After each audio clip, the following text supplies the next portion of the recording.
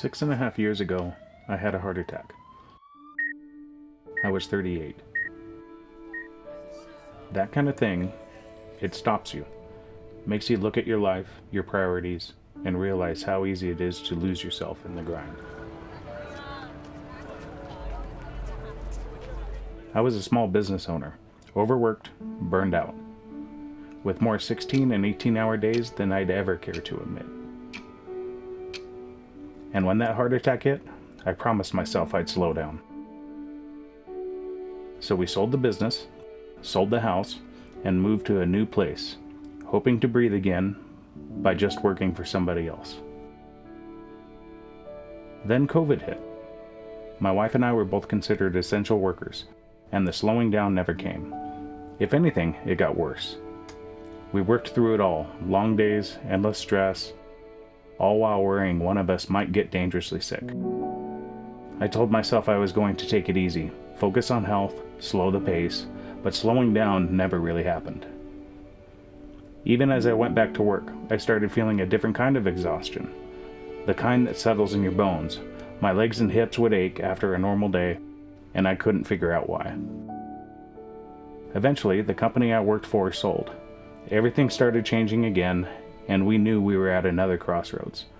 So instead of trying to hang on, we let go. We sold the house we had just bought 2 years earlier and hit the road full-time in our RV.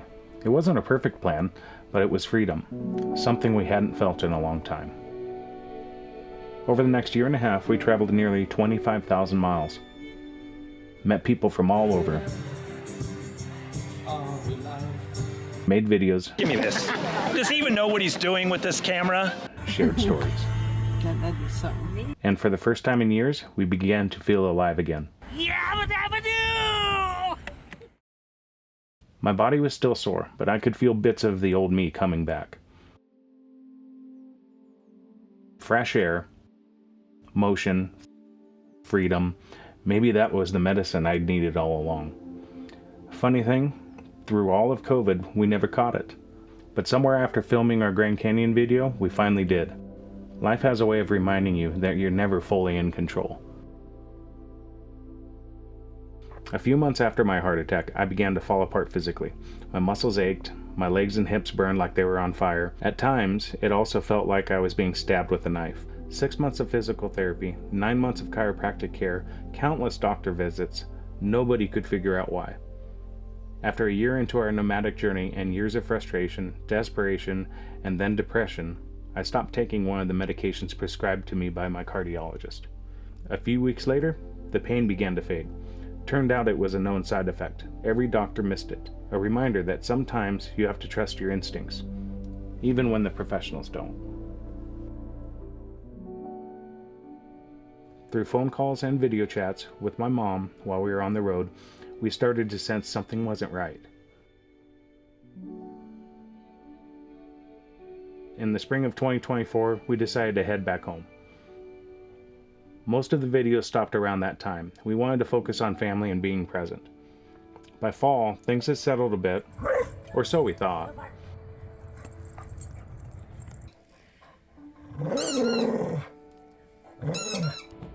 Then, that September, we said goodbye to Delilah, our 16-year-old dog. She'd been with us through everything. Our shadow, our family, always excited to go on a car ride. Losing her was crushing. What do you want?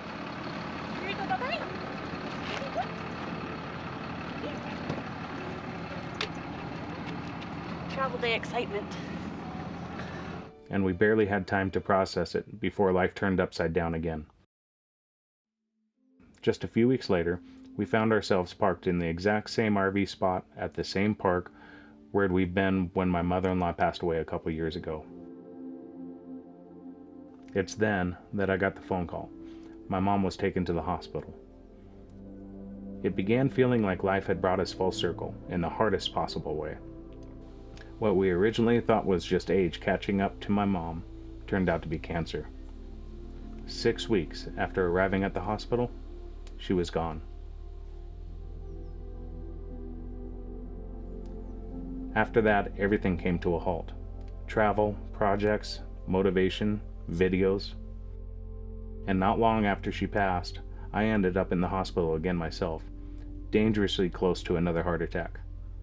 I poured everything I had into caring for her during her last days, and somewhere along the way, I stopped caring for myself. That was my breaking point, and my turning point. I knew if I didn't change, I wasn't going to get another second chance. A few months later, we bought an RV lot in a place we'd had our eye on for a while. It needed work, but so did I. For most people, the work might have been medium effort. For me, with my heart and the health the way it was exhausting. Right there. So, guess we'll have to put a bucket under it once we get everything cleared out. And then we'll come back, have to fix it some other time.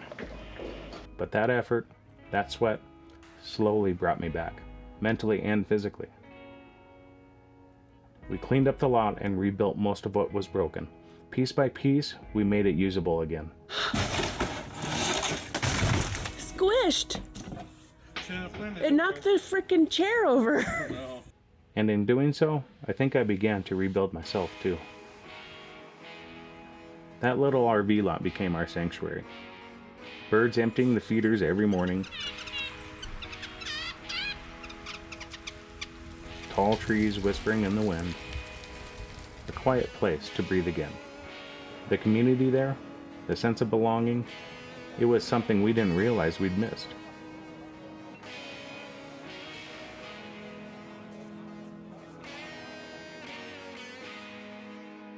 And now, finally feeling refreshed, we've hit the road again.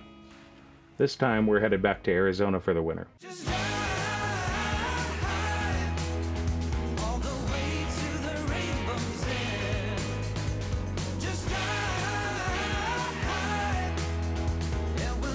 We've missed so many of our nomadic friends, and just recently, by pure chance, we ran into one of them again. That small moment reminded us exactly why we enjoyed doing this in the first place. You gonna take me with you this time? We'll video chat, buddy. You can be the base camp supervisor until I get back. Yeah, because that always works. Sometimes life hits hard. Sometimes you see it coming, and sometimes you don't. You can't be ready for it all. And when the dust settles, you don't always recognize what's left standing. But that's the thing about storms. They don't just tear things down. They clear the air. They remind you what really matters, and what's worth chasing next. A couple years ago, I made a video called The Hardest Video I've Ever Made. It was about losing my mother-in-law and how she never got to take the RV trip she'd dreamed about after retirement. I thought that was the hardest story I'd ever have to tell, but I was wrong. This one's harder.